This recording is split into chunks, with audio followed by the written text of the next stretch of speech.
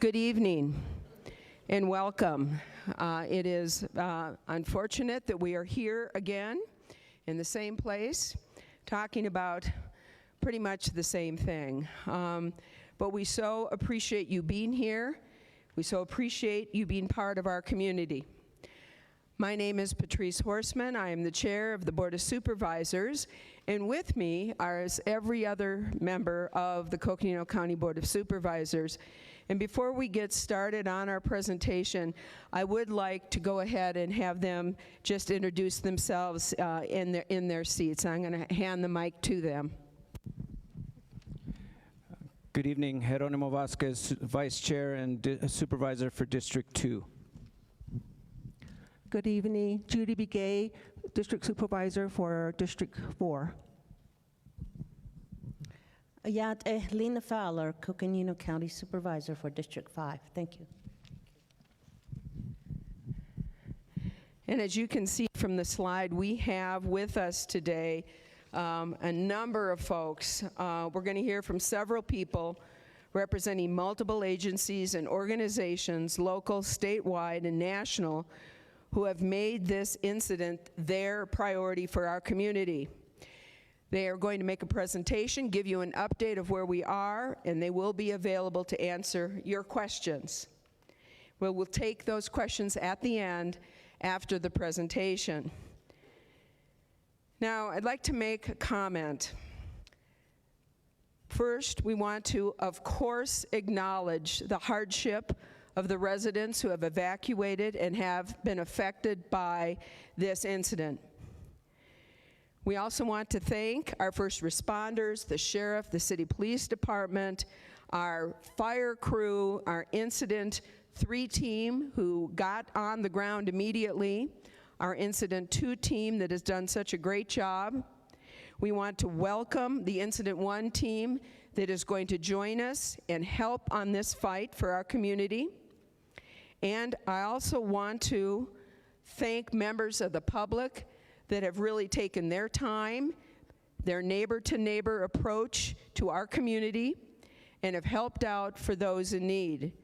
And also, of course, to the Red Cross, the United Way, and other organizations that always come together here for our community in the time of crisis. Thank you.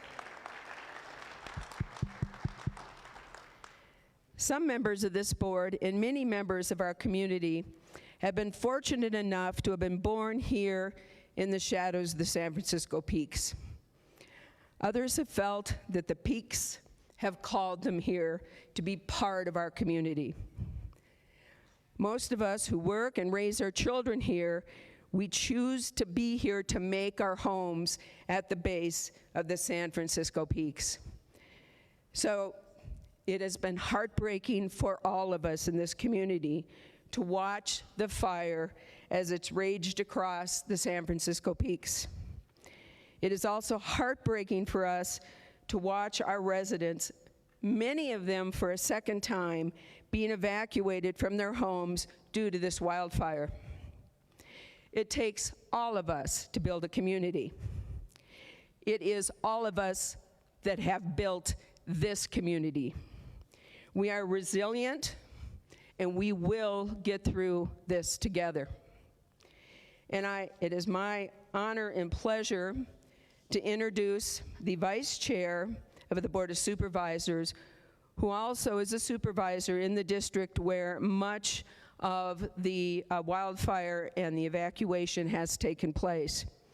Jeronimo Vasquez, Vice Chair of the Coconino County Board of Supervisors. Thank you. Good evening, everyone. Thank you for being here.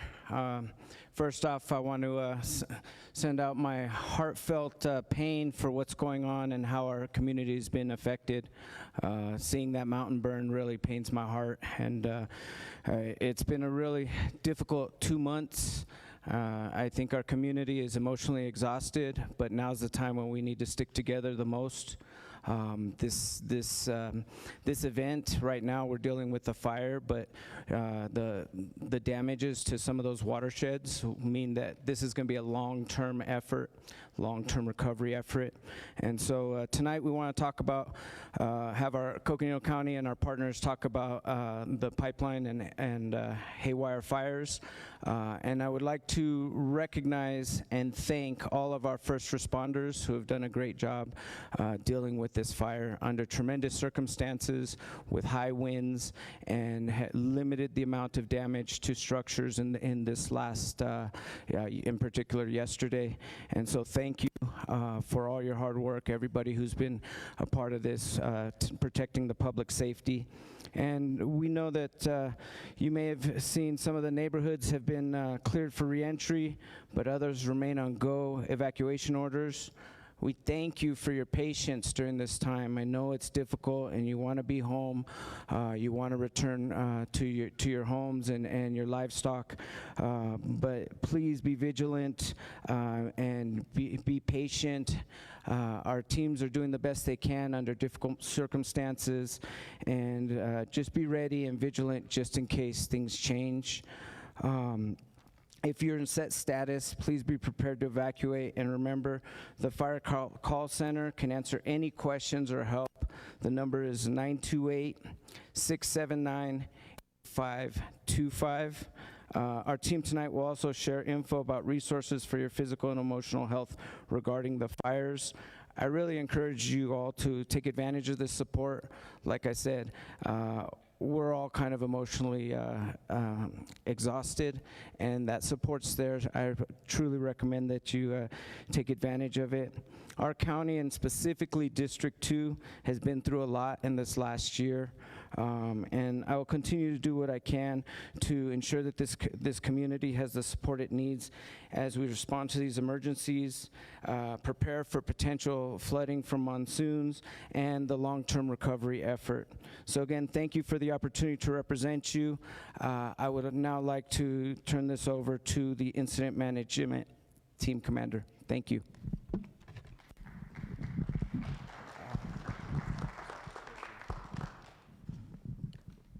Hi, good evening, everybody. My name is Stephen Fillmore. I'm the Incident Commander Trainee for California Interagency Management Team 15. It's a pleasure to see you all tonight. Unfortunate circumstances, but we're doing our best to alleviate that. So I'm here to represent, it's a team of about 58 people. We're a mixed bag of people working for federal land management agencies, local government, cooperators, some retired folks that still come out and like to help. So it's a real mixed bag of people and experience. And I'm also here to represent the hundreds of firefighters that are out there on the ground right now doing everything they possibly can to limit the effects of this fire and the impacts on you all, both on the ground and in the air. I know this has been a very challenging fire season. Well, not only a challenging fire, this particular set of fires, but also a fire season with the tunnel fire 6 weeks ago, and also fires you all have experienced. I know you have learned a lot about fire and probably been to meetings like this before, so I appreciate your patience and understanding with what we're trying to do. I just want to assure you on behalf of the team and the firefighters and everyone out here, we are absolutely trying to do everything we can to put this fire out. Yesterday was, sort of helpless in a way. These aren't the days that we like to fight fire. Winds 50 miles per hour, couldn't bring the aircraft in, the helicopters, the airplanes, and all the things that we like to do. It just wasn't much we could do. But today, it was a different day, and we were able, and I have to tell you, it was just a tale of two different fires. Well, it was a tale of a different day anyway. We were able to get people in. I don't know if you watched up on the peaks where the helicopters were halfway up. And each time you see a helicopter drop in water, there's probably a person underneath that digging some line, trying to put the fire out. So you can kind of mark their progress going up Fremont Peak and those places. I just wanted to let you know that we really are doing our best. And and I also want to say this is truly a combined effort. There's not only the cooperators that we're bringing in, but we're working closely in hand with Flagstaff Fire Department in Summit, also the state, Arizona Department of Forestry Fire Protection, everyone that can come and lend a hand. If you come to the incident command post, which is over at the high school right now, you'll see trucks and fire engines and crews from all over, not only the state and the region, but also the country, here to assist. So our team, California Incident Management Team 15, we actually came in here on Sunday. We were on our way to Mesa to stage for a fire, but we were diverted here during the first day. And we've been here since then, so we've watched the fire evolve. We took command yesterday, and we were in charge today, and we'll be managing the fire through tomorrow. At that point, a Type 1 team will be coming in, led by Tony DeMaster down here and his team. They're coming out of Rocky Basin. Took them a little bit longer to get here, but they bring some additional capabilities that our Type 2 team doesn't have. So you guys will be in good hands with them, and they'll be taking the fire on Thursday is the plan. So you'll be talking. They'll be talking then. So the fire is not over. We made some good progress in a lot of places. Certainly some containment you'll be seeing on that. But there's still work to be done out there, so we're doing, again, the best that we can everywhere that we possibly can, and we're getting a lot more resources in. There was a lot more fire trucks at the briefing this morning, so it was great to see.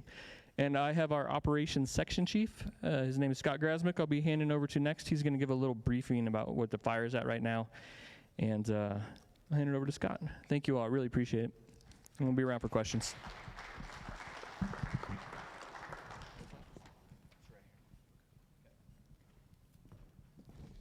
Hey, good evening, everybody. Scott Grasmick. I am the primary operations section chief for Team 15.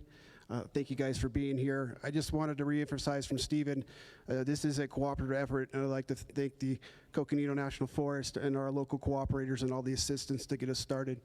We'll go ahead and start our update today in Division Alpha. In Division Alpha today, we were able to get 5 or 6 hotshot crews engaged, and these black lines here at the bottom are the division breaks, and it just separates the geographical areas that we use. But they're halfway up Fremont Peak right now, punching in direct hand line right on the fire's edge, being supported with helicopters. And so without the wind that we've all experienced the last 2 days and the dynamic fire situations, we were really able to get an anchor point established and start going to work. Coming up into Division Mike, we were able to get fixed-wing air tankers today and large helicopter support to reinforce that ridgeline system with a fire retardant. It has allowed us to get the boots on the ground engaged. They're working from the top of Division Mike around Alto Springs, and then kind of heading to the southwest towards the other hand crews working towards them. Really successful day today. They were getting a lot of good work on the ground. It's looking really good today. Coming around into Division Tango, then the north end of the fire, we've got crews engaged in getting some indirect hand lines plugged in, using the road system features to cut that northern portion off. So we're looking good there. And then coming around into where the tunnel fire was, coming into Flagstaff here into town in Division Victor. Today's operations was just a patrol and look for any hot spots along the structures, securing the fire's edge. And that was looking really good. Going to start developing a plan here the next couple days to start working on the highway to get that open here for you guys in the next few days. And then coming around into Division Zulu, the guys continue to mop up, hotspot patrol, dig in the dirt and get all the embers out and everything, and that was looking really, really good too by my last update. Moving over to the Haywire fire. This one's been a little tricky.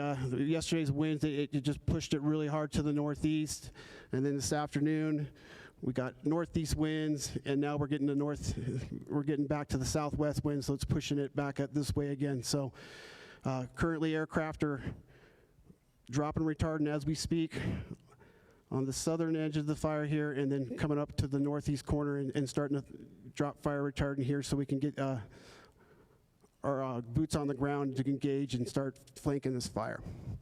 That's the update for today. Thank you.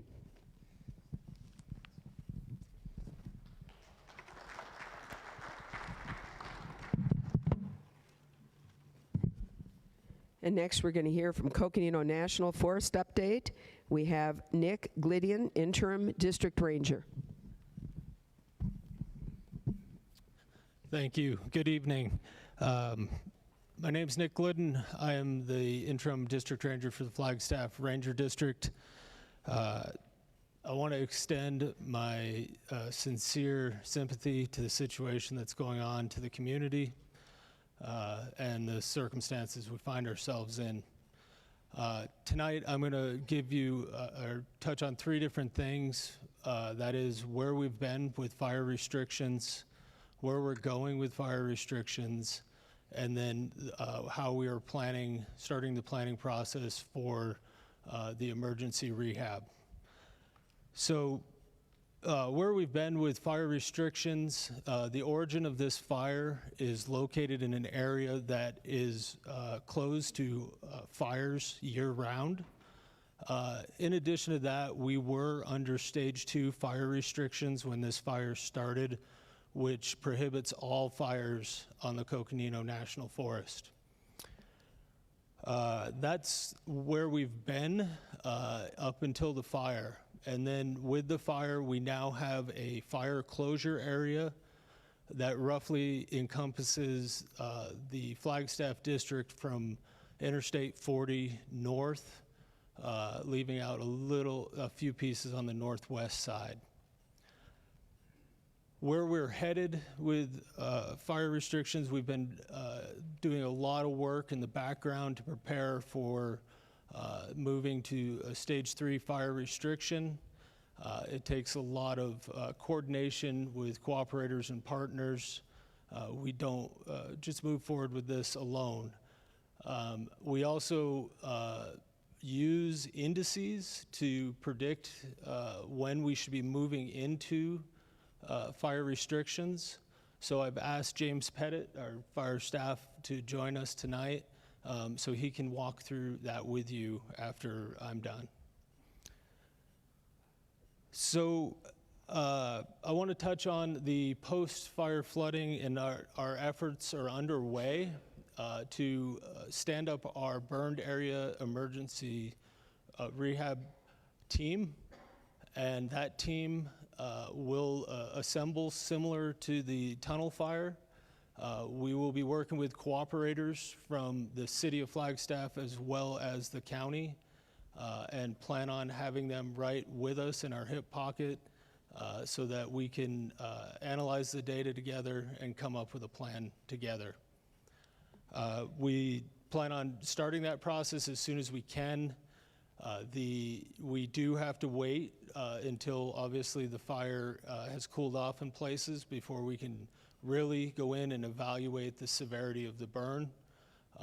And so we are waiting for that at this time. Excuse me, I want to go back to the forest closure.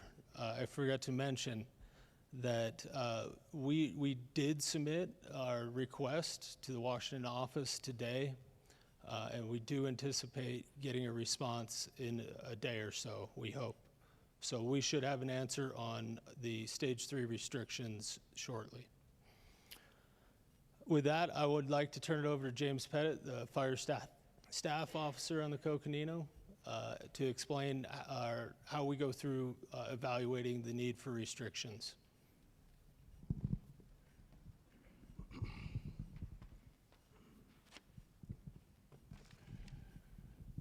Good evening, everyone. James Pettit. I'm the fire staff officer for the Coconino National Forest. And you know, the question we get asked a lot here the last couple of days is about restrictions and closures. And so I'm going to walk you through what that process looks like. I know it's a big question out there in the community, and I can hope that I can shed some light on it. So I will say that these decisions are not made in a vacuum.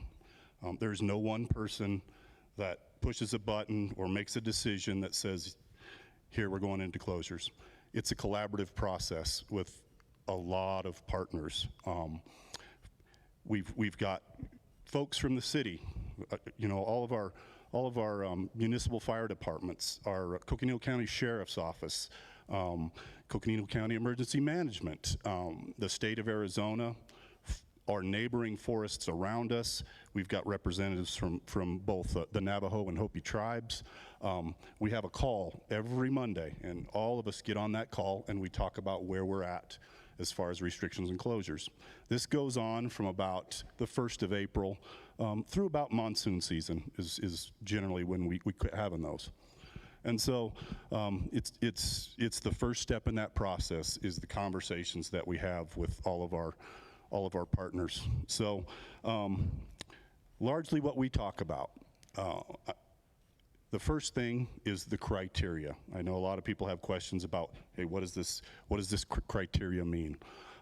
Essentially, it's a set of parameters that we can look at objectively.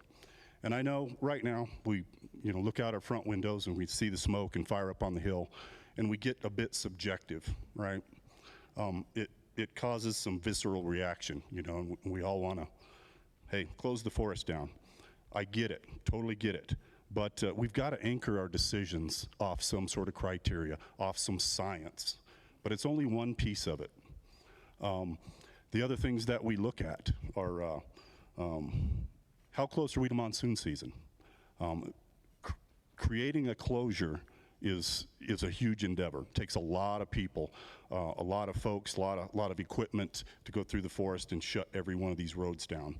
And so it takes a lot of time. It's not something you can do in a day or two.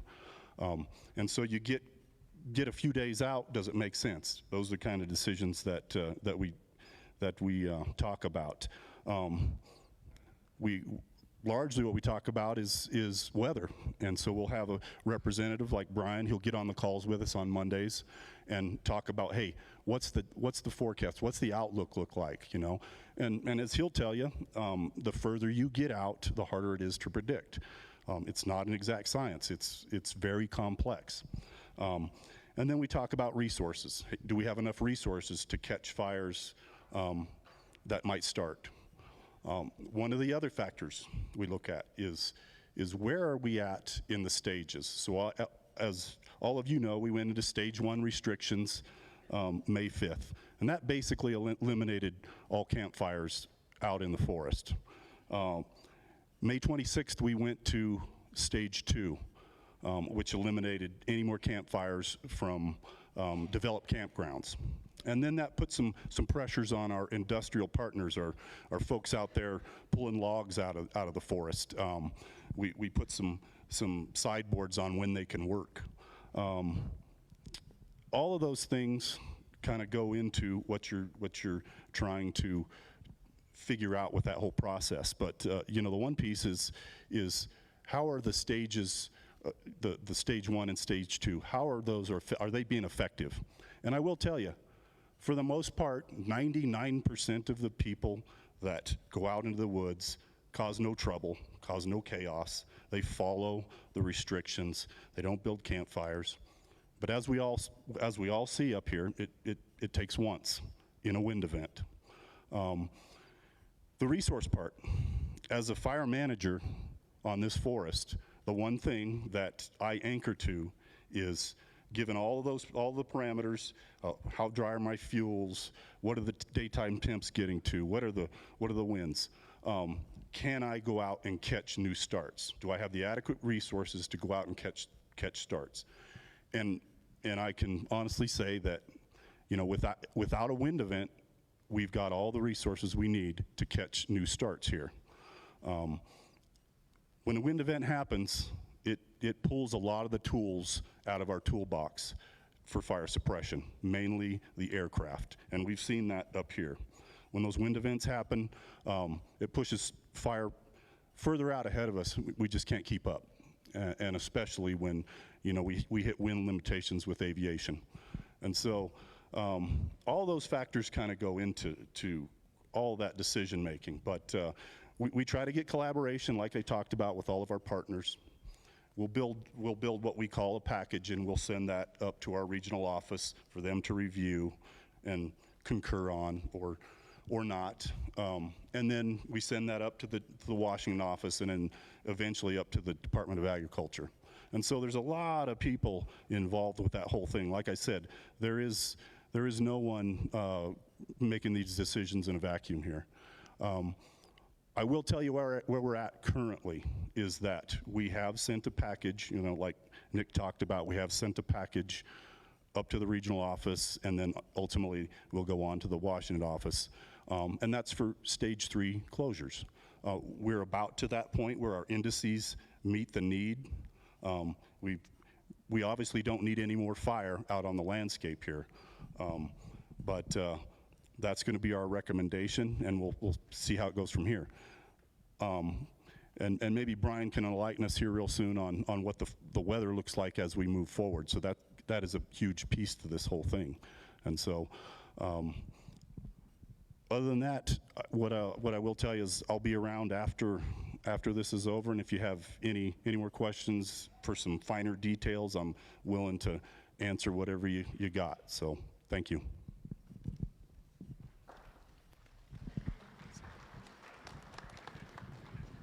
And before we proceed, I forgot to mention some other partners here that we really do need to thank. And that is President Nez in the Navajo Nation. He got a hold of us immediately and has been monitoring the situation and has been offering his help. Representative Tom O'Halloran, he was in the EOC within 24 hours to offer his help and assistance, and the same with our 2 senators, Kelly and Sinema, and their staff have been there, present, offering what assistance they can. And as we move forward, I'm sure they'll be hearing from us on some of the assistance that we're going to need, and we want to make sure to thank them. And Twin Arrows Casino have offered hotel rooms for those that, in fact, were evacuated, which was incredibly generous of them and very, very helpful for our evacuees. So we want to make sure to acknowledge them for all of their work as well. Now, next is National Weather Update. Brian Klimowski, and we want to make sure he gives us good news. Thank you so much, Patrice, and thank you all for being here. I'm just going to spend a couple minutes very briefly going over the weather conditions that are anticipated over the next week or so, and as we roll into our monsoon season here. So, you know, behind you is the weather we hate to see. That weather that was responsible essentially for the firestorm that we saw Sunday and Monday over the peaks, with the low relative humidity, the extremely strong winds, just causing the extreme fire behavior that we all saw. And we've all seen those photos, haven't we, of the fire whirls and the rolling waves of smoke, you know, everything that contributes to very dangerous conditions. My message here for the next week or so is very different from what we saw there. So let's go ahead and move to the next slide. Indeed, what we have coming in the next couple days, tomorrow, even lighter winds than we saw today. It's going to start warming up, and we're going to especially feel that on Thursday. On Thursday, we're expecting highs in the low 90s there in Doney Park, in Timberline, and the winds are going to start coming up again. So what are the impacts of this? We're going to see more active fire behavior with the warmer temperatures and the lower relative humidities and the somewhat stronger winds on Thursday. Rolling into Friday and through the weekend is some encouraging news. We have a very strong trough off the west coast, which is going to start to help draw in a lot of moisture into the area. Now, the Flagstaff area will be on kind of the western edge of this moisture plume. Right now, that's what the forecasts look like, but scattered thunderstorms are forecast Friday through Sunday at this time. Now, a lot of beneficial ingredients come with this. That's higher relative humidity that will tend to suppress the fire behavior. And of course, hopefully some rain, but not too much rain. We all know the threat and the risk of post-burn flooding, and we'll be very sensitive to that and watching that very closely at the National Weather Service, and, excuse me, and in conjunction with the county, watching for any potential flash flood situations. So this weekend again, an increase in moisture, increase in thunderstorm activity, and really what we're seeing are the first indications of a monsoon circulation starting to get into place, which is very encouraging. This is actually very early. Normally, we don't see these conditions until much later in June, even early July sometimes, so we're hopeful. We're hopeful but cautious. Hopeful that we'll see the moisture, hopeful that we'll see it in small quantities, and being very conscious of the threat of flash flooding that any thunderstorm can bring. So keep your eye on the weather. Stay tuned to changing conditions and know and have an action plan if the storms get fired up over the drainages that have been hit. Now I just want to bring a little attention to that photo there at the bottom. That was taken the morning of the first rain on the museum fire 3 years ago. And I'm hoping that we see something like that soon. A good rain makes conditions safe so we can truly attack this fire. So that's the message I have that I have for you tonight, and thank you.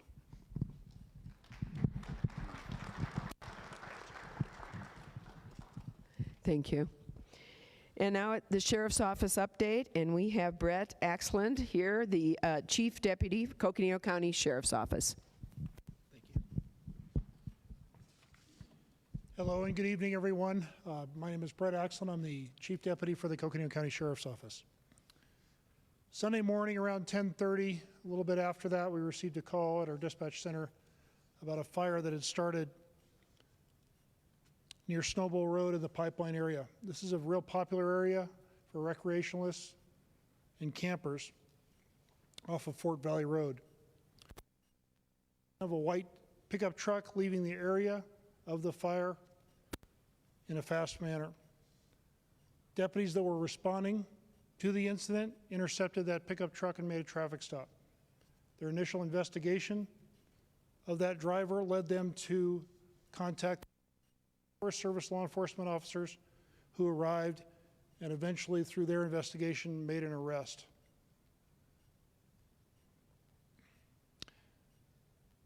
As the fire moved on, GO evacuation status was placed on the Schultz Pass Road for camping and recreation areas from Fort Valley to Schultz Pass and areas off Forest Service 418 and 516. Set status was enacted on Eldon Lookout Road and the 180 corridor up to Snowball Road. Later in the afternoon, as the fire progressed through Schultz Pass, Timberline, Fernwood, and Wapaki trails were put on set status, and the fire appeared to be following the trajectory of the tunnel fire, as most of you saw. With the assistance of Coconino County Public Works, we were able to close all the roads leading into the fire danger zone in the communities, and deputies were able to provide escorts while the firefighters did their jobs, protecting us. Again, deputies provided escorts for those needing emergency temporary access to their houses. And as nightfall came, we maintained security through the night and received no reports of criminal activity within the evacuated area. Monday, early morning, we received a report of the hay fire, resulting in our evacuation of the Alpine Ranchos and Moon Crater areas. Later, as the pipeline fire progressed north, we enacted additional evacuations in the area north along Highway 89 to Sacred Mountain Trading Post. The fire then entered the Timberline community near the west end of Crestview, causing Doney Park north of Silver Saddle Road to be placed on evacuation. This morning at 7 a.m., the evacuation GO status was lifted for the Doney Park area north of Silver Saddle Road and north of East Cullum Lane to Eldon Springs Road and placed in a set pre-evacuation status. At noon, the evacuation GO status was lifted for Fernwood Estates, Hutchison Acres, Sweet Acres, and Johnson Ranch, which were also placed back into that set status. So at this point in time, the areas on a GO status of evacuation include Highway 89 north to Sacred Mountain Trading Post, Timberline north and west of Hutchison Acres, Wapaki Trails, Girls Ranch Road, Moon Crater, and west of Loop, Alpine Ranchos to the Navajo reservation line. The current areas on set status of evacuation preparedness include North Highway 89 from Sacred Mountain to Sinagua Trading Post, Doney Park, and neighborhoods off of Eldon Lookout Road. The total households in pre-evacuation status, which is that set status and the go status, numbers are as follows. For the pipeline fire, 1,584 homes were placed on set status. 2,195 homes were on go status for evacuation, for a total of 3,779 homes. For the Haywire fire, 57 homes were placed on set, 281 on go, and 338 total. Security has been maintained in the evacuated communities on a 24-hour basis by the Coconino Sheriff's deputies with the assistance of the Flagstaff Police Department, Yavapai County Sheriff's Office, and the Navajo County Sheriff's Office. There have been no substantiated reports of property crime or suspicious activity in any of the evacuated areas during this time. Escort services for residents to their homes for life or animal safety related issues will be conducted from 9 a.m. to 9:30 p.m. If you wish to receive an escort, please proceed to the East Valley Baptist Church on North Highway 89. We will attempt to get you out to your homes as quickly as possible, but realize we have very limited staff due to all the other activity in the area. The Sheriff's Office and U.S. Forest Service will continue to evaluate the fire progression for determination of a reentry time. We will open up the evacuation areas as soon as it is safe to do so and continue to communicate any updates through our social media and website networks. I'm sure there will be mentioned a call center here in just a little bit. The two structures burned in the Timberline area are being assessed by our investigators at this time for Arizona state charges for arson, reckless burning, and felony criminal damage. These will be in addition to the Forest Service federal charges. We couldn't do what we do without the help of many of the folks in this crowd today and sitting behind me. Coconino County Public Works and Arizona Department of Transportation for assistance with traffic control and road closures, Flagstaff Police Department, Yavapai County SO, Navajo County SO for security patrols, Arizona Game and Fish, National Park Service, U.S. Forest Service, and the Arizona Department of Public Safety for assistance in our evacuation process, and Coconino County Emergency Management for assistance in getting those emergency notifications out so quickly. Also involved were the Coconino County Sheriff's Office Search and Rescue Team of volunteers, our Community Emergency Response Team volunteers, and our patrol volunteers.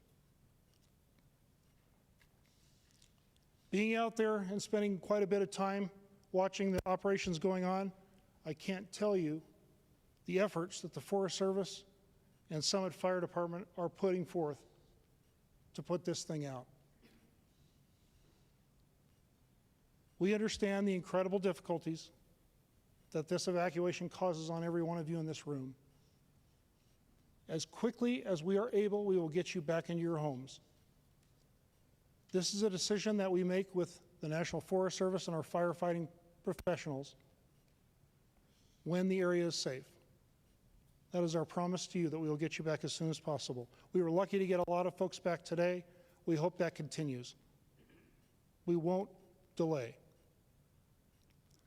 especially after going through the tunnel fire less than 2 months ago.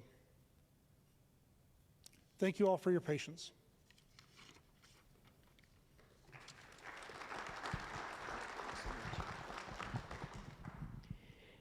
And now, Kim Musselman, Director, Coconino County Health and Human Services, to talk about resources available for the evacuees. Thank you, Chair Horstman. Good evening, everyone. I just wanted to take a few minutes to cover a few things that hopefully most of you are aware of with respect to resources that are available. Our county website has all sorts of great information. I'm going to kind of walk through that, and I think there's a pointer here. Okay. I just want to start first off by reminding everyone as to the call center. Call center hours are 7 a.m. to 7 p.m., although this evening we will likely be extending those for a bit, concluding this meeting for any additional questions. Again, the call center number, it's up on the screen there, 679-8525, 928-679-8525. I just wanted to take a few minutes to kind of cover a couple of things that we know are going to be ongoing for the next several weeks, likely, specifically related to your physical health and emotional health. We know that smoke, starting with the physical health, and we'll go ahead and thank you, switch the slide on me already, which is great. The smoke is going to be a very big issue for quite some time, and it's going to likely increase with respect to how it's impacting here in town, as well as some of the other areas out towards the Navajo Nation. I want to point out something on our website. When you go to the Pipeline and Haywire Fire page on the Coconino County website, there are numerous icons, and I'm going to be showing you that in just a minute, but one of them is specifically for ADAQ and for smoke related information specific to the Pipeline and Haywire Fire. And when you go there, you will see ADAQ's updates talking about the smoke, and there's even a dashboard that you'll be able to look and see the worst times for smoke in your areas, and you'll actually be able to select specific areas for whether it's Donny Park, Flagstaff. I believe there's a Tuba City one as well on that chart. But I just wanted to point out in particular tonight, as the winds are going to become lighter, this is going to allow for smoke to drain into Fort Valley, down the Rio de Flag and into Flagstaff and into Donny Park. Moderate to at times high smoke impacts likely in Donny Park overnight and in Fort Valley and Flagstaff. The smoke does settle into these areas and is likely to do so this evening, and it is projected that it will lift around 9:30 a.m. Tomorrow, with the southwest winds, we expect it to be a little weaker, with smoke moving again more towards the north and northeast, with less daytime impacts in the Donny Park area. However, areas such as Tuba City and Cameron may see more light smoke during the day. I point that out just from a health perspective, that we want to make sure that you are all being mindful of that if you have certainly any medical conditions or breathing limitations, that you are being very mindful of the smoke. And even if you don't, minding if it looks thick outside, making sure that you are keeping your windows closed and not breathing that smoke as much as possible. Turning on your air conditioning if you should be so fortunate to have that, and doing the other things to reduce your contact. And certainly if your symptoms worsen or you are having breathing difficulties, we urge you to contact your physician or go to an urgent care or the emergency room if it is severe. I wanted to point out aside from the smoke, there's lots of information. We will continue both from the county side and Health and Human Services to put out information about smoke and smoke-related hazards, but also want to take a quick moment to just point out the importance of also recognizing taking care of yourself and your emotional health. As Supervisor Vasquez mentioned, we've all been through a lot over the last few weeks and months, and this just adds another layer of trauma to the things that many of you have experienced and that many of us are experiencing here because of these fires. So I just want to point out that that it's okay to give yourself permission to become a little overwhelmed, a little frustrated, a little short in temper, and some of the other things that happen, and that you take advantage of the things that are around you for self-care. Tonight, I want to point out that we have a representative here from Taros with us. Siren is here, and I'm going to ask her to stand up over here. She just waved in the purple. If you have any questions or just need someone to chat with, she will be available after the meeting if you'd like to approach her. In the meantime, and also going forward, want to point out the 24/7 crisis line that is available to anyone 24 hours a day. That number is 1-877-756-4090, and there are trained crisis intervention specialists available every day of the year. They're there to just talk with you, to help you feel at ease. They're there to address thoughts of suicide, helping you get safety, all sorts of things. That is what they do 24/7, and we encourage anyone who may need that service to take advantage of it. So now just a couple other things I want to cover with respect to the current status of resources. So as those of you are here in this building, hopefully are aware, this is where the Red Cross shelter is set up. I know some of you are taking advantage of this shelter as a safe location to reside while you still remain evacuated. We continue to operate the animal shelters. I know many of you have or had animals that you evacuated, large animals and livestock, to our Fort Tuthill location, and also your small animals, dogs and cats and other small critters, to Coconino Humane Association off of Butler. That service is going to remain in place as long as folks are still evacuated. And then we will be notifying folks after the evacuation, all evacuations have been lifted, as to the timing of when all livestock and pets will need to be gathered back up at the conclusion of the evacuation phase.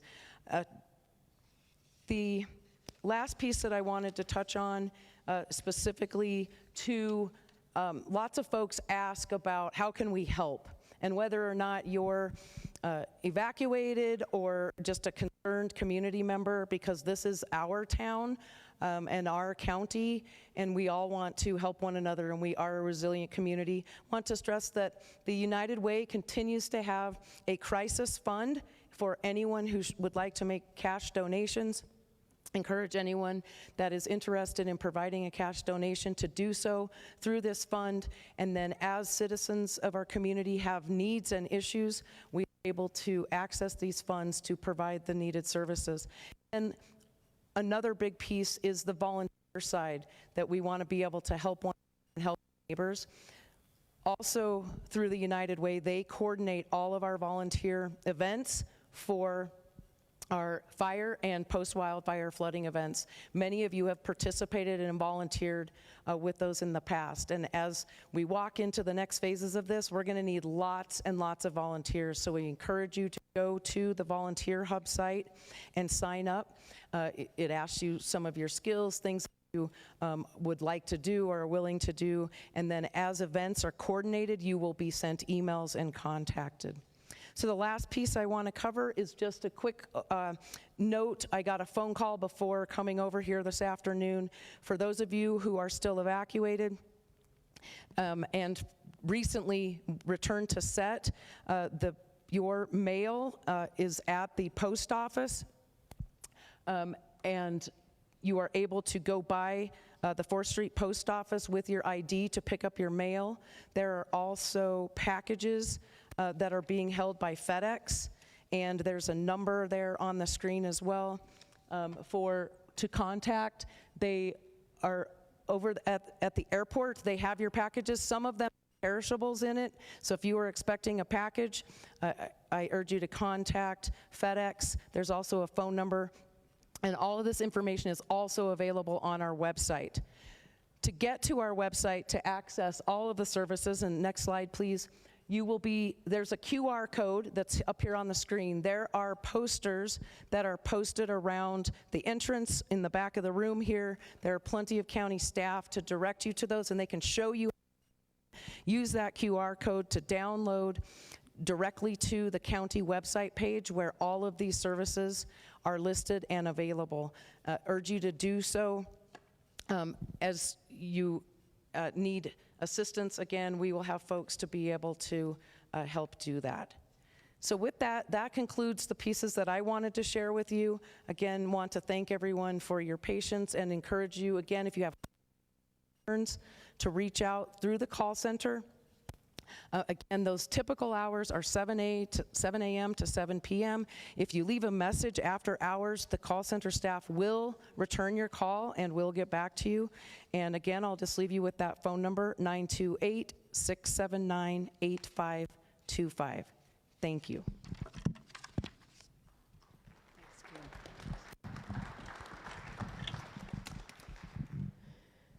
Well, I know the number one question, of course, is when do we get to return home? And I know that's a very difficult question to answer.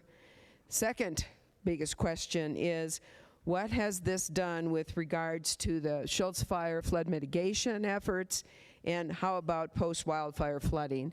So with that, Christopher Tressler, Coconino County Public Works, is going to address some of this. Thank you.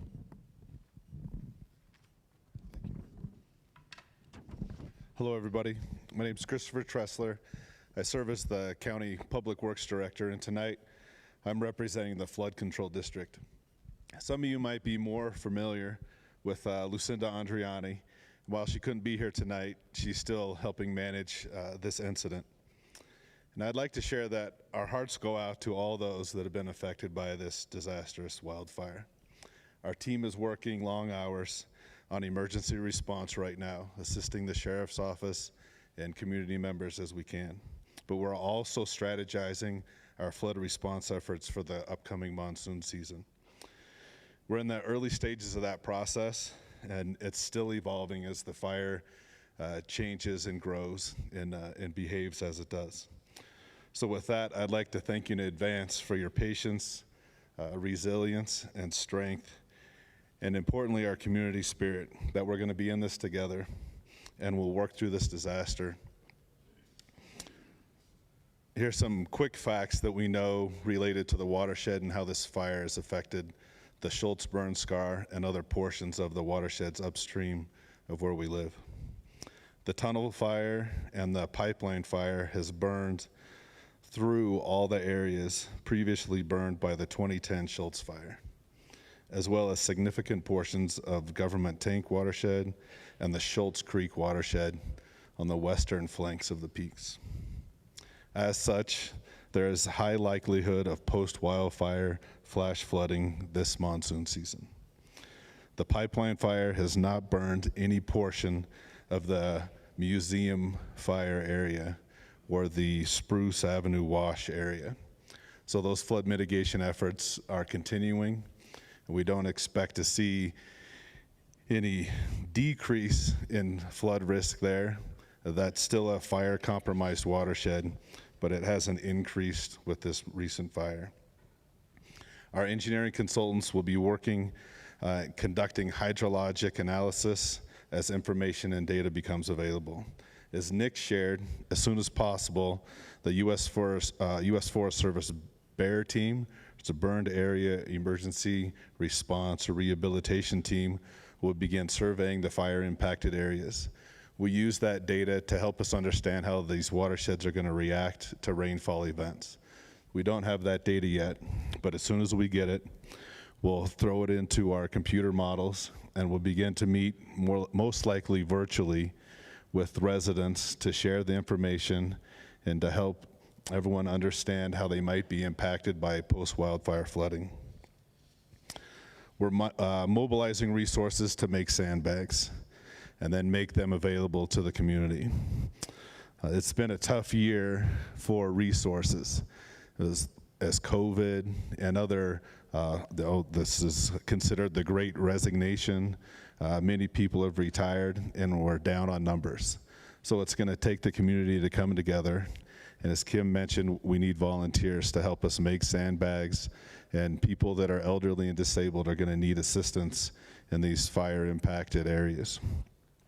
So please sign up with United Way if you're able. But again, we're in the very early stages of this process, so please bear with us. And please, please, please purchase flood insurance. Talk to your insurance provider or call the National Flood Insurance Program. That's really the only relief for private residents. And then also, on an end with that, please sign up for emergency notifications.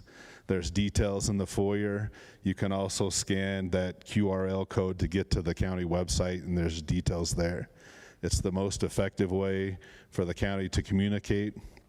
And then you can also, if you're evacuated, you can call that number that was shared and give us your name and your phone number. The county does not collect information about people, and so we have a mailing address, but if we have your phone number and if we have an email address, we're able to communicate with you more effectively. So thank you.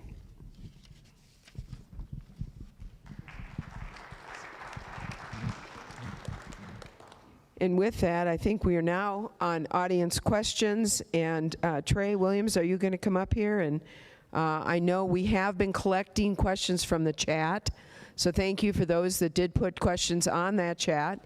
And I believe you've been collecting some written questions. Yes, thank you, Chair Horstman. Good evening, everyone. My name is Trey Williams. I'm the Public Affairs Director for Coconino County. I'm going to start with questions from the audience here. So I will read out the question, and then someone from our panel will come up to answer it. We're going to start with questions from the audience here at the community meeting, and then we will move to questions from the live chat. The first question is, wind is a large factor in our area. How does wind get considered for closure decisions?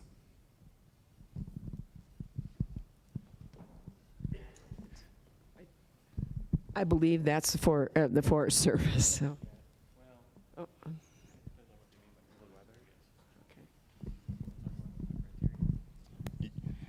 Yeah, I'll handle this one. So yeah, how does wind get factored into our closure decisions? I'll be perfectly honest with you, it's very difficult to factor in because the nature, it shows up and goes away, and it's very, like I talked about earlier, it's very cumbersome to set up closures or restrictions for a one-day event or a two-day event or a three-day event, and the nature of how hard they are to predict, to get that whole big ball rolling to get to that 3-day window there. And so we do factor it in. Part of the way it gets factored in is how fast it dries the fuels. So we're always monitoring that portion of it. So when we talk about fuels, we talk about fine dead fuels, and then we'll talk about what we call 10-hour fuels, which would be like small twigs, and then 100-hour fuels, which would be like your limbs on your trees, and then 1,000-hour fuels would be your logs, and the rates at which that wind will help to dry some of that stuff out. So it does get factored in, but it's very difficult to predict.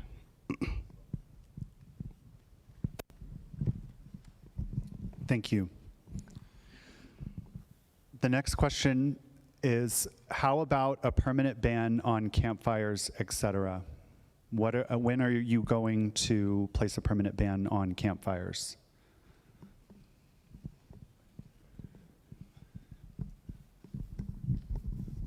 So yeah, this is another one that comes up yearly. I would just like to reiterate that we are land managers. We're stewards of the land. It's public land, and the public means all of us. And so we don't take it lightly closing public lands and activities off to the general public. It's your lands.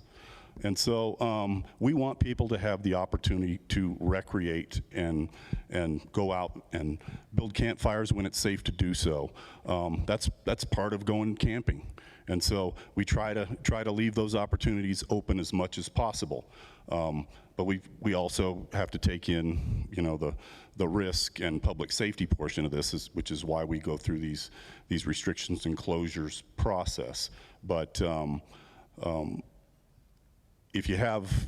we get these opinions all the time, and in one hand, you'll have a handful of folks that would like to have it closed off permanently, and on the other hand, you have people that don't want it closed off. And so our job is to balance that, and like I said, anchor to the facts, the sideboards, the science made by scientists, and go from there. Thank you, James. I wouldn't go far because this next question is for the Forest Service as well. The Forest Service restrictions have not worked in the past. Our properties have been irreparably damaged. Does the Forest Service bear any responsibility for this, as they are the one responsible agency that has the power to prevent this? I don't know if you want to add on from your previous answer.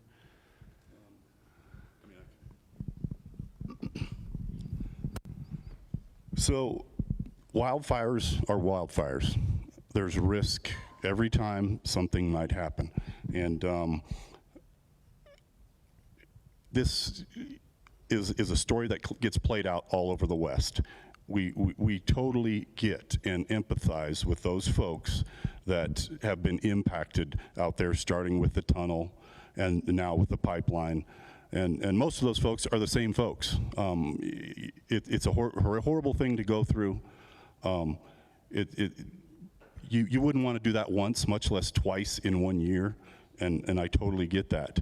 All we can do is try to stop each one of these starts that we have. They're going to happen in the Southwest, whether they happen with man-made starts or lightning. That's what's coming up around the bend here. And so it's our jobs to try and do that, and we'll continue to do so. Thank you, James. This question is for Chief Deputy Axland. Can I take my renters in with me when I'm escorted back to my house?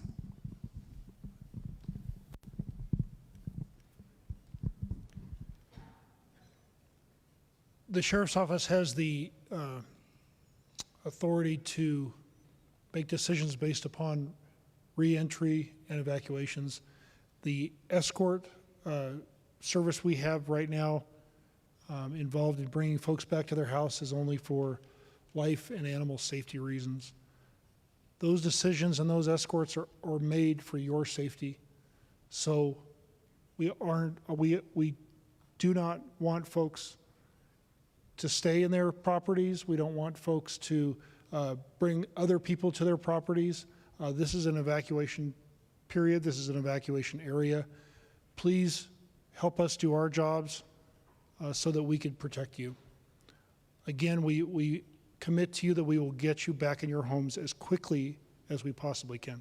Thank you. Thank you, Chief Deputy Axland. This next question looks like it's also for the Forest Service as well. Not all of our pets' livestock were evacuated. This is a double question. The first one will be for the Sheriff's Office, and the next one will be for the Forest Service. So the first question is, are we able to return to our home daily to feed our animals? Absolutely. Feeding your animals is a necessity for them to live.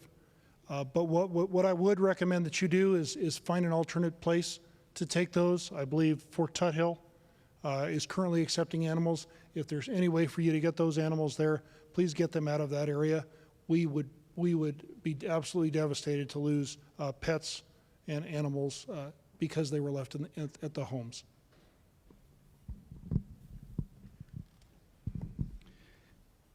And then the next question is, what is stage 3 restrictions?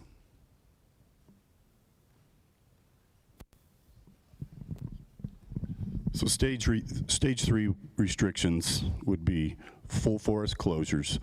There's actually if you want to call it stage 2.5, but they almost link it to stage 3, which would be area closures. So places that would be problematic for us to try and suppress a fire in. Mainly that's built around topography and where some values at risk are. That's another form of stage 3. But when you're talking stage 3, it's closures. Thank you, James. This next question is for the Sheriff's Office. When do you expect to go to set north of Campbell?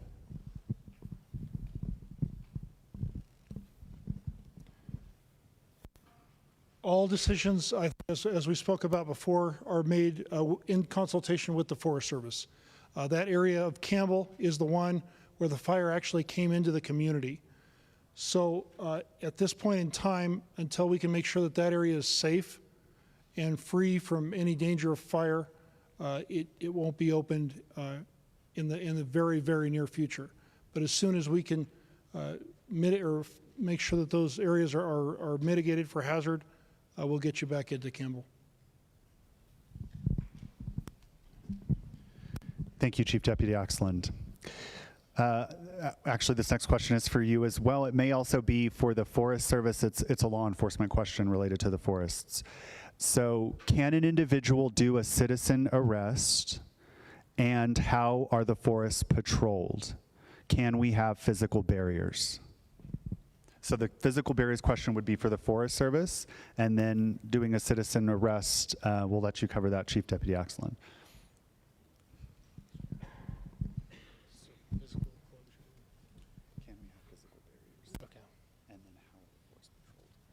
Okay, I will address how the forests are patrolled.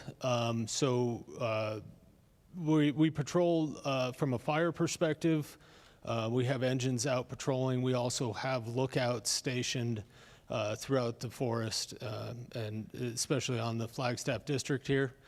So we have fire personnel out patrolling. We also have all of our employees that are out in the field that take note of things. Some of those folks are forest protection officers. They've been through a training, so they're able to perform some limited law enforcement duties out in the field. And then additionally, we do have two full-time law enforcement officers on the Flagstaff Ranger District, as well as a patrol captain here in Flagstaff. As far as physical barriers go, I'm not quite sure what the origin of the question really was, but we do use gates, obviously, to close roads, and oftentimes associate signs with that. But I'm not sure what else that question was looking for other than that. Yeah, I think it was just asking if they can have physical barriers for access to the forest. Yep. Gates. And then how can an individual do a citizen's arrest?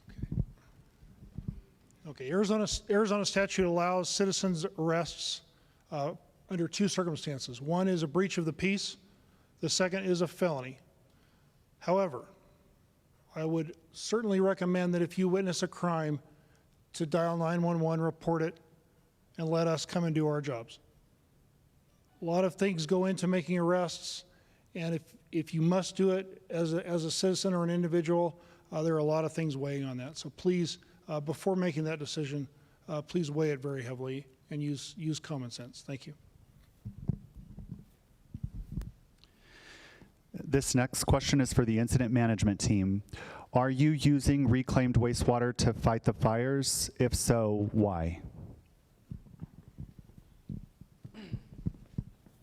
I'll take that one. It's a pretty simple answer. The question is no. We're not using reclaimed wastewater. There was a concern for that, for the reclaimed wastewater that was associated with the snow park. So we've worked through that, and we will not be utilizing that for ground or aircraft at all. So hopefully that answers your question. Thank you. This next question, I think, is for the Forest Service. When and how were the Haywire and double fires discovered?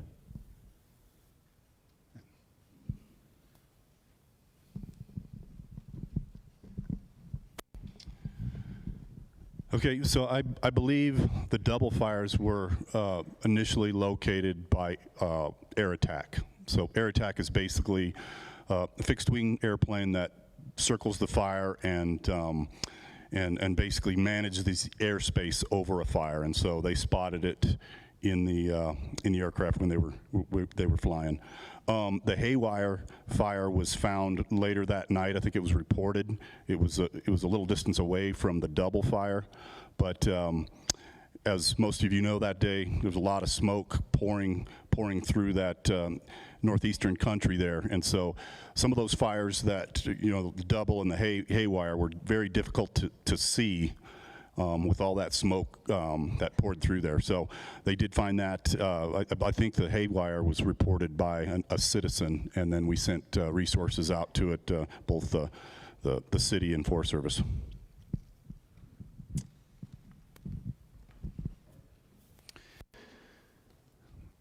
This next question is for Christopher Tressler.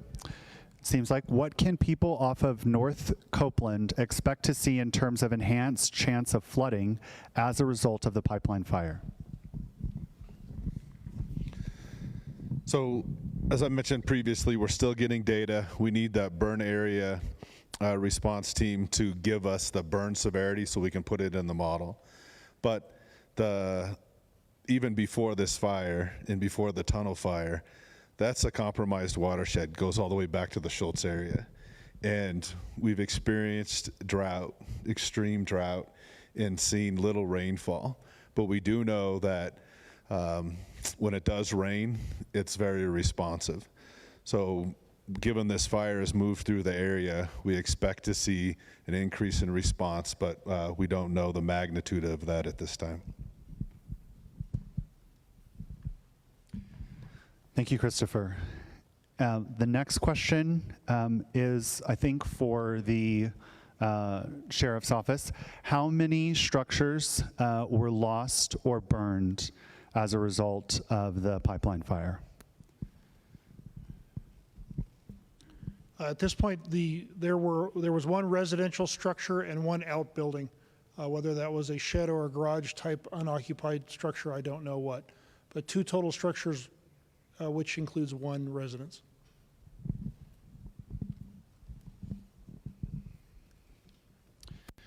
I'm sorry, 1 second, I have to.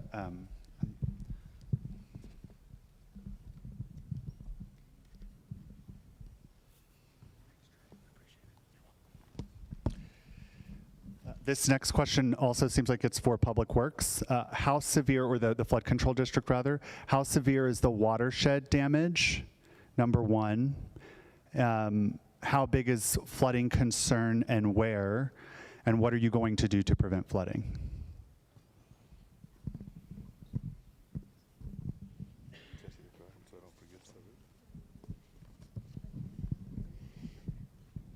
So I think we've covered how severe is the watershed damage. We don't know at this time.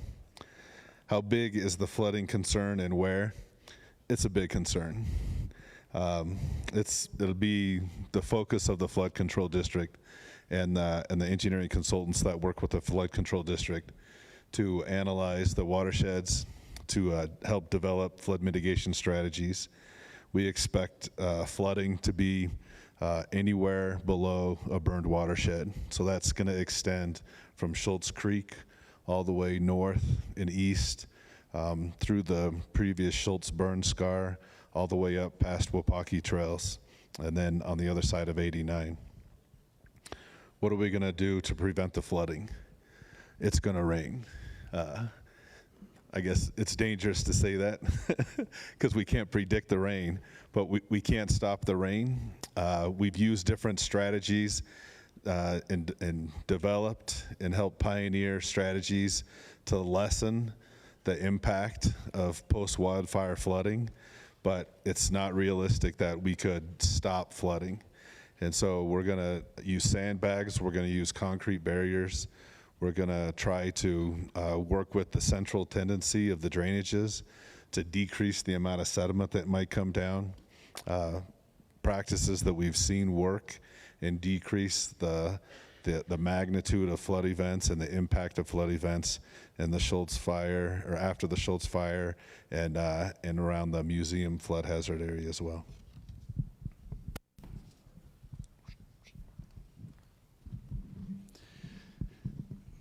Thank you. The next question is for Health and Human Services. What mental health services are available for people with PTSD?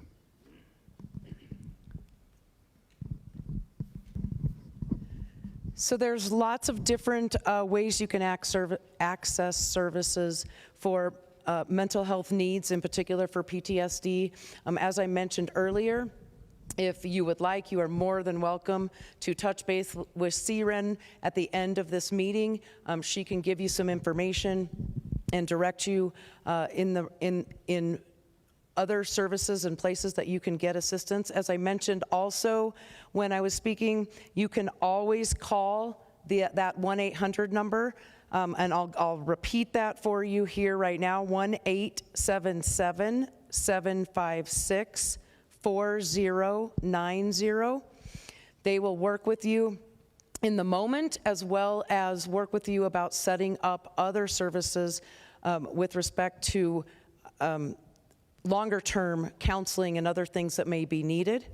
You are also more than welcome to contact, again, the call center, and through Health and Human Services, we can work to get some referrals so that we can make sure that you get to the service providers who can best help you.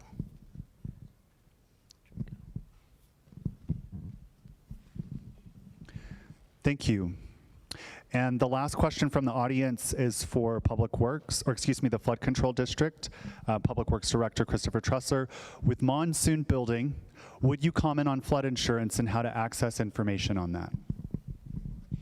Yeah, I think we mentioned it before that you can talk to your own insurance provider, or you can call the National Flood Insurance Program. Flood insurance is a federally controlled program, but policies can be facilitated through private insurance companies as well.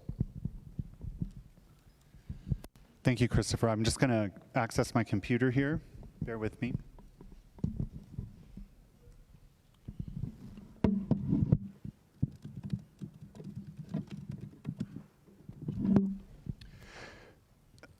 I think we've already answered this question.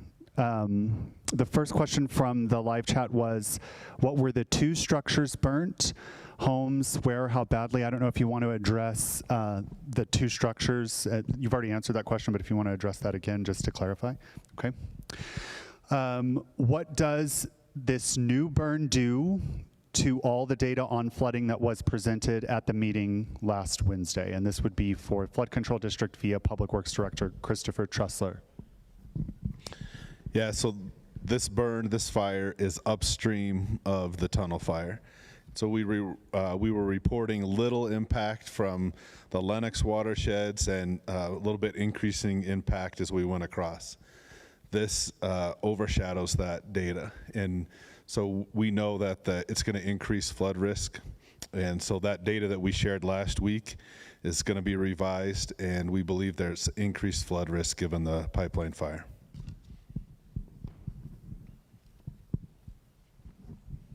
Thank you, Christopher. The next question pertains to the properties in the area. What are the red, orange, and yellow tags that are on mailboxes? I'm not sure who to direct that to.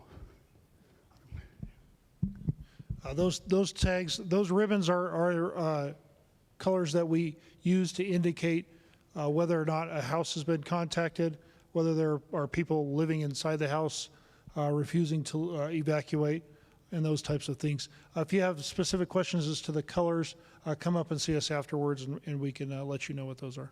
Thank you. Thank you. This next question is for the Forest Service. Is there a list somewhere of who the decision makers are for forest stage closures, and also a list of criteria for each stage?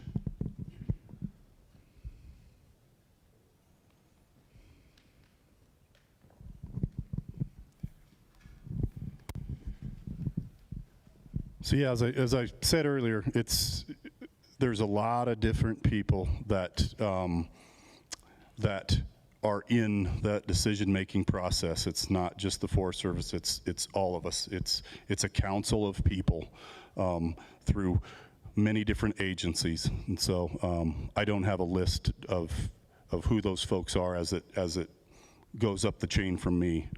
And then what was the second part of the question?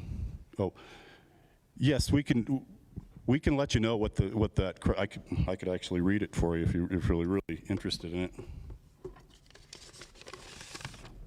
I happen to have it here. So What goes into that is 7-day moderate risk. So that's some of the stuff we get from climatology and Brian's group. Like I talked about how close we are to monsoon season. Adequate resources. That's a piece of the criteria. I will let you know that we've had severity funding for quite a long time now, and so we've been pulling in resources from all over the different regions. Currently, right now, on this forest, we have 12 engines that are here permanently. There are Forest Service engines. Right now, we've got 15 other engines that we have staffed here that we've pulled in from other locations that are doing nothing but what we call prepared for initial attack. So 27 engines, it's way more than we generally have. We've also got some hand crews here that we don't normally have this time of year. So we've got fairly good staffing right now. The other things that go into it is the regional planning level. And what that means is where is the region at as far as fire activity, and why we would want to know that is for resource draw. Say we get a fire today, how many of these fires are competing for heavy air tankers or large helicopters, that kind of thing. And so that goes into the planning process of that. Where the fuels, do we have a fuels problem right now? And so to answer that question, we go to a list of what we call indices. And on those indices are max temperatures, you know, that we take a 5-day average of those. Minimum relative humidities, how low is our relative humidities getting, because that's a fairly good indicator of fire activity. And then we've got some things, some science-y terms here that are it's probably going to be really hard to explain in this format, but a thing called an energy release component. So more indicators of how a fire would react, and we would get large fire growth. Another one that is similar is burning index. That one is a more of an indicator of the winds. Somebody asked, how does the winds play into that? That's in the burning index piece, how volatile it is out there. And then we've got another couple that are spread component and initial ignition component. Is our fires going to start spotting on us, that kind of thing. And then I talked about our fuel moistures, our 1 hour, our 10 hour, our 100 hour, and our 1,000 hours. And so all of those are what we call indices, and that goes into our little matrix that talks about the fuels problem. And then values at risk do we have values at risk? Obviously, on this forest, we will always have values at risk. And then, like I talked about earlier, the current stage effectiveness. Are people following the rules? We are currently in stage 2 restrictions. It is illegal to go out and build a campfire out in the woods right now. So are people following those rules? And like I said, for the most part, they are. I mean, most people understand that on windy days we don't go out into the woods and start fires. But like I said earlier, it just takes once. So that's where we're at with that. That's the criterion indices. That's the magic behind the science. Thank you. The next question I think is for, I'm not sure if this, I'm pretty sure this is for the flood control district, so this will be Director Tressler. What drainages have been affected?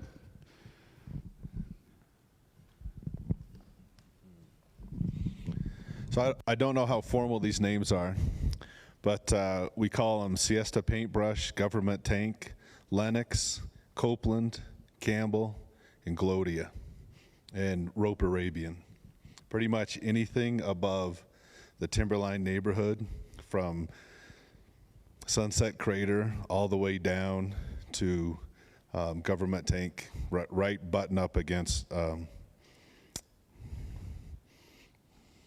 starts with a W.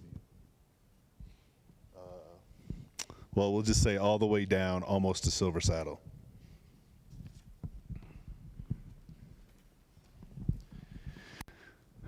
Thank you. And then we have one final question for this evening. Can you give a status update, and this is for the incident management team, can you give a status update on the Inner Basin and Lockett's Meadow?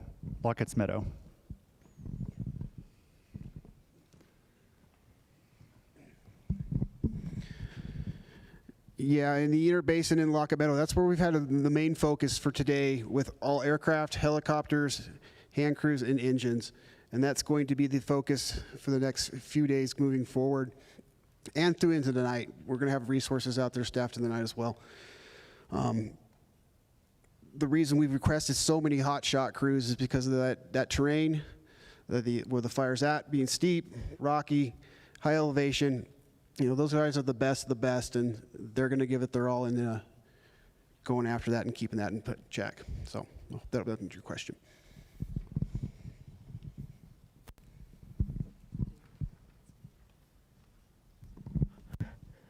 All right, I know that probably when questions were being answered, some of you had additional questions, and so obviously everybody here will be here to answer your questions afterwards.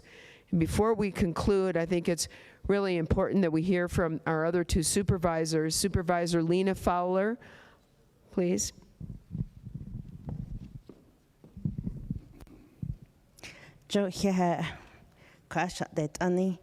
Lena Fowler, Coconino County Supervisor. I'm Lena Fowler, Coconino County Supervisor for District 5. I can feel how everyone is tired today. Our staff are tired, and they have poured all their energy into the safety of each and every one of you and those that are impacted throughout the county in various ways. There's a lot of stress and there's a lot of fear that has rippled through the county.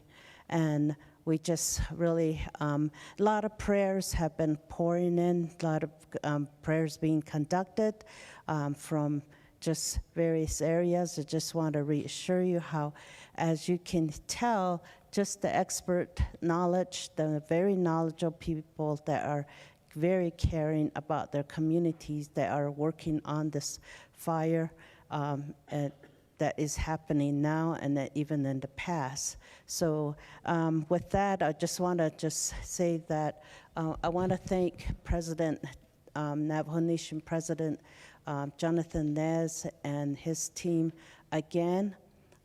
This fire, you heard about the effects here, the effects on within the Flagstaff and your communities, but it's also affecting the Navajo Nation. We have Navajos that had to be evacuated because of the smoke impact. Now the low areas, it's going to impact more. So if you live on Navajo, please make sure that you call the Tuba City or Winslow. There's resources at these hospitals. Also, the Navajo Nation Emergency Management has been part of the team. And we also have social service that has been checking in, and Twin Arrows is also taking individuals that are allowing individuals to check in at their hotel with the smoke impact as well.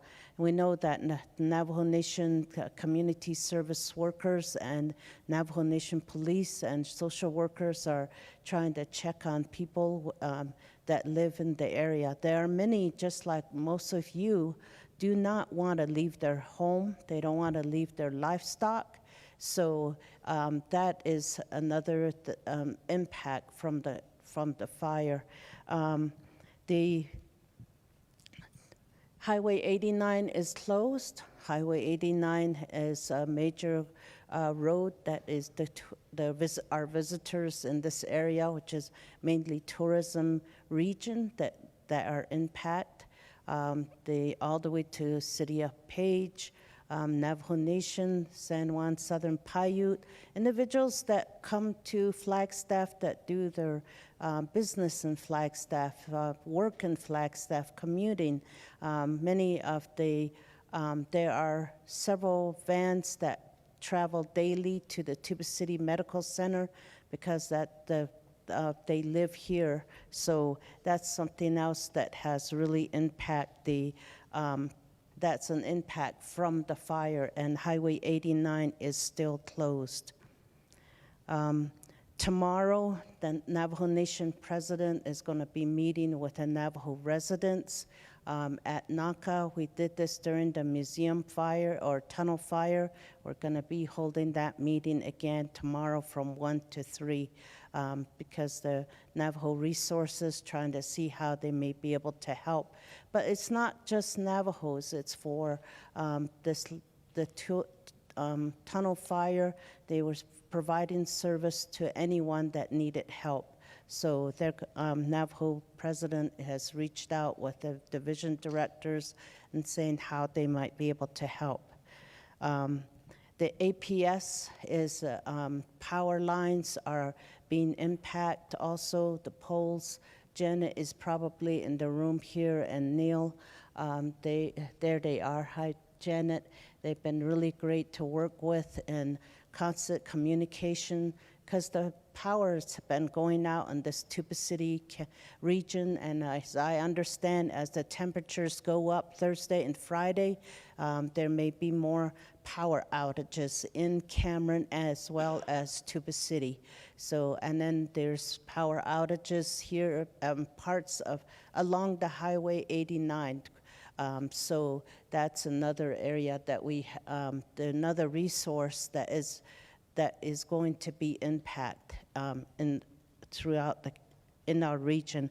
I just want to just say again that the health risk from the smoke is great, and we need to make sure that we get the word out there that if you have relatives that live in the smoke impact area, mainly in the east of Flagstaff, northeast, we need to contact those individuals, check on your families, make sure they're safe, and make sure that they know the resources. We've been posting Facebook, the information that they can call, and make sure you share those with them.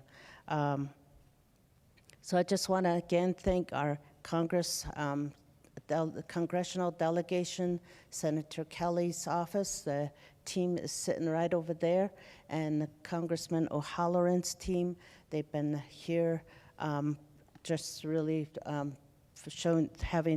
supporting the whole process, and also again, Navajo Nation President Nez and others that have been reaching out. And as you can see, this is a we live in a multi-jurisdictional area, and the very diverse communities. When something like this happens, we all come together. We all support each other.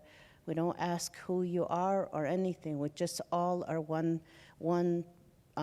we all are from this region, and that's how we approach all of our work.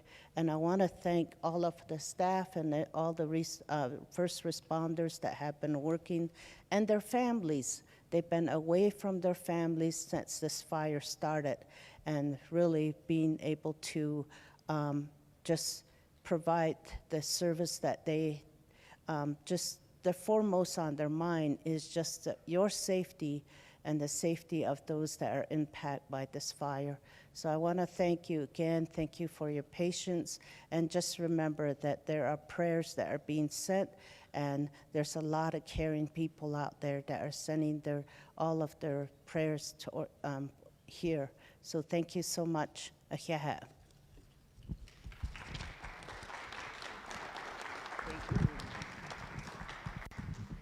And last, and to wrap up the program tonight, is Supervisor Judy Begay from District 4. As they say the best for the last. It's been a long evening this evening, so we're all tired. We're just been at this since the day one when we heard about the fire, the Board of Supervisors, the fire everyone here up stage, they have been working, and also the community members out there. So I just want to say thank you. And I will be doing the closing remarks, and I don't want to make it too long. And I just want to, in closing tonight, I just want to thank each and every one for coming out and attending this event here. And I want to also give thanks to Flagstaff Unified School District and Sonawa High School, middle school, and the superintendent, Penka, and also the Assistant Superintendent of Operations, Bob Kuhn, for allowing us to be here tonight and sharing this room with us so that we can talk about how to go out and, continue with our lives later on as we plan to. Thank you to all the presenters and the support staff in each and every department here. And then I also want to thank O'Halloran's office, Cinema's office. They're here, they're representing them, being represented here. And then like my sister said, Lena Fowler and his division directors, we've met with them all a couple days ago, and they're all there, they're ready. So we just want to make sure that, we're all in this together, and it's going to really, be, in the long run, we're going to be, all this effort that we're doing together is out there to be protecting lives, and then also homes and business and any schools and any department out there that, that we want to ensure that, it's an operable sense. So, and we also want to say feel that, the protection of the sacred land that is so important. That's so important to us.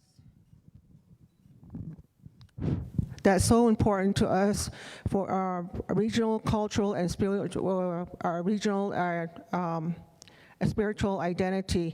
And like I said, we're all in this together. And as we leave tonight, please don't forget to scan the QR code with the link to the county's resources website, and to remember the county helpline is 928-679-8525, which has been mentioned earlier. We'd like to thank you for your patience, and we would like to get you back into your area, your home safely. So thanks again, everyone, and you take care and be safe out there.